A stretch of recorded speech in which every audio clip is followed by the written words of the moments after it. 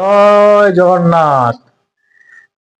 ଆଗକୁ ଆସୁଛି ରାକ୍ଷୀ ପୂର୍ଣ୍ଣିମା ଅବା ରକ୍ଷାବନ୍ଧନ। ଅଗଷ୍ଟ 9 ତାରିଖ। 1 2 3 4 5 15 5 15 ସମସ୍ତଙ୍କୁ ରକ୍ଷା କରନ୍ତି ଜଗତର ନାଥ ପ୍ରଭୁ କାଳିଆ ଠାକୁର। ତ ମୋର ପ୍ରିୟ ଭାଇ ଓ ଭଉଣୀ ମାନେ, ରକ୍ଷାବନ୍ଧନ ଅବା ରାକ୍ଷୀ ପୂର୍ଣ୍ଣିମାର ଅର୍ଥ ହେଉଛି ଏହି ଦିନ ଆମକୁ ଯିଏ ରକ୍ଷା କରନ୍ତି ଆମେ ତା ହାତରେ ରାକ୍ଷୀ ବାନ୍ଧୁ।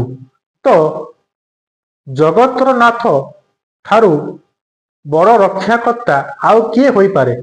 ତେଣୁକରି ଆସନ୍ତୁ ଆମେ ସମସ୍ତେ, ପୁଅ ହଉ ଅବା ଝିଅ ହଉ, ଆମେ ସମସ୍ତେ, ସମସ୍ତର ଅର୍ଥ ପୁଅ ହଉ ଅବା ଝିଅ, ସମସ୍ତେ ଜଗତର ନାଥ ଶ୍ରୀ ଜଗନ୍ନାଥଙ୍କର ହାତରେ ରାକ୍ଷୀ ବାନ୍ଧି ବା ଜଗନ୍ନାଥଙ୍କୁ ରାକ୍ଷୀଟିଏ ସମର୍ପଣ କରି ଆମର ରକ୍ଷାବନ୍ଧନ ପାଳନ କରିବା।